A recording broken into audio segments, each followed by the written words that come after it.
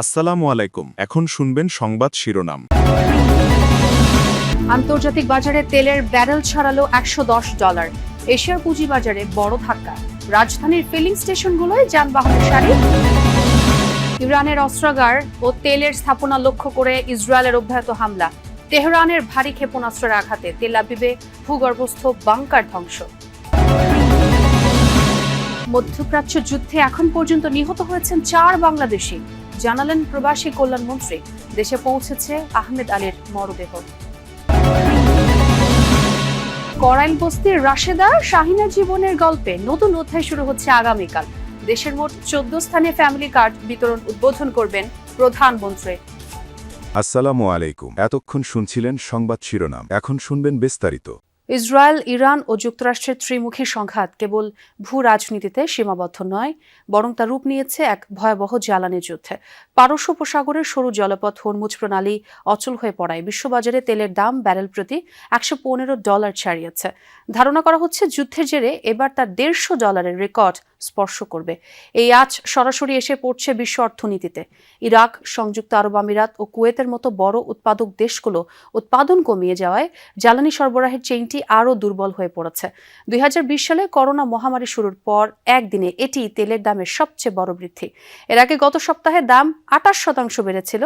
চলমান যুদ্ধ ও গুরুত্বপূর্ণ হরমুজ প্রণালী দিয়ে জাহাজ চলাচল প্রায় বন্ধ হয়ে যাওয়ার প্রেক্ষাপটে জ্বালানি তেলের এই অস্থিরতা।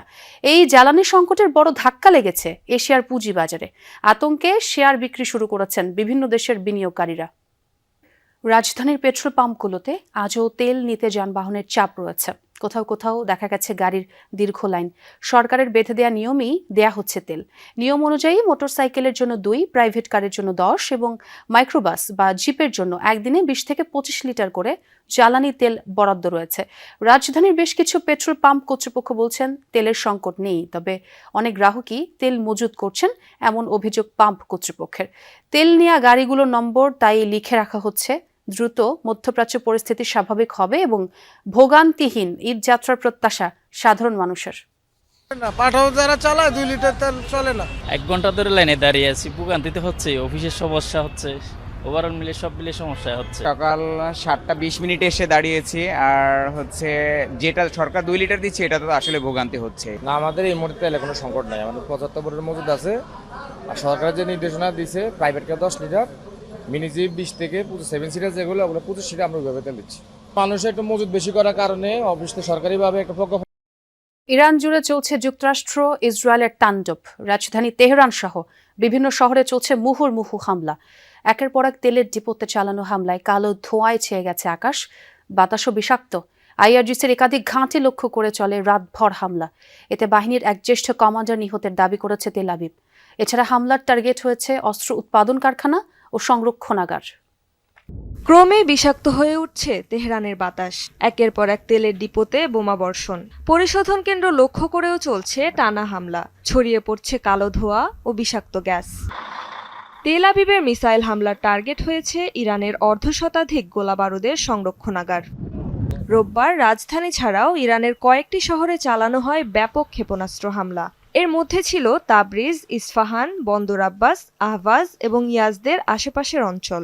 বিস্ফোরণের জেরে ভয়াবহ অগ্নিকাণ্ডের শিকার হয়েছে অনেক ভবন।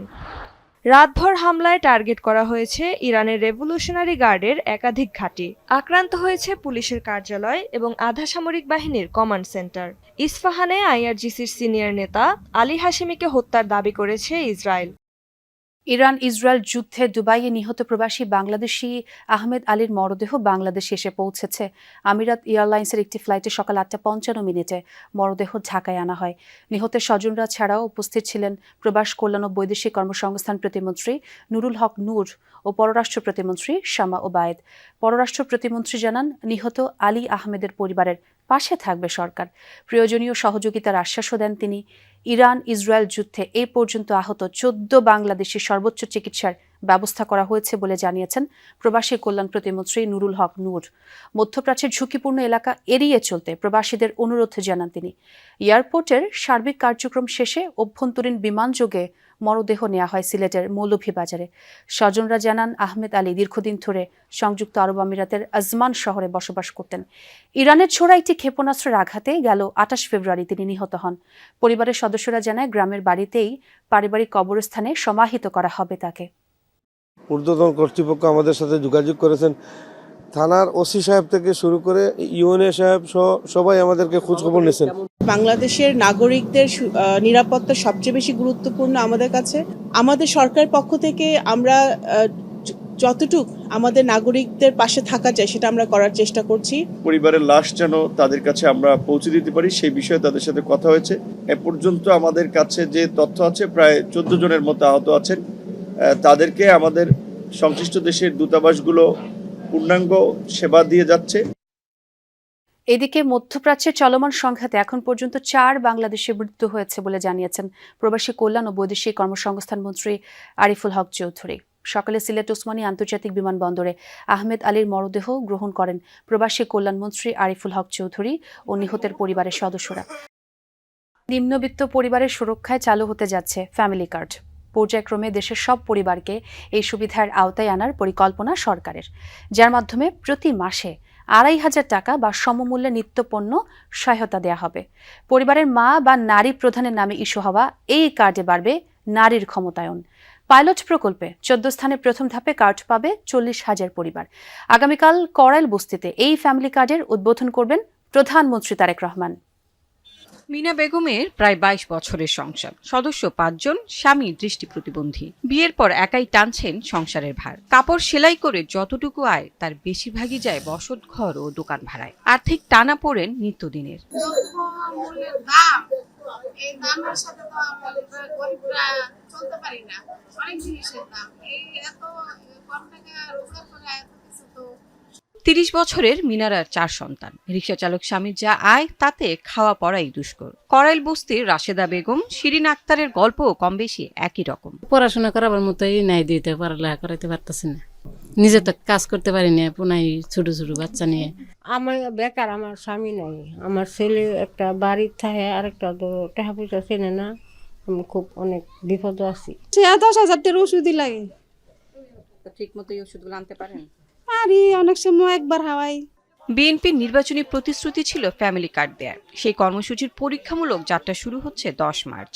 করাইল বস্তিতে যার উদ্বোধন করবেন প্রধানমন্ত্রী তারেক রহমান। প্রাথমিকভাবে ৪ মাসের এই পাইলট প্রকল্প, যার আওতায় ১৪টি স্থানে ৪০,০০০ পরিবারকে কার্ড দিবে সরকার। এর মাধ্যমে প্রতি মাসে ২৫০০ টাকা অথবা সমমূল্যে নিত্যপণ্য সহায়তা দেয়া হবে।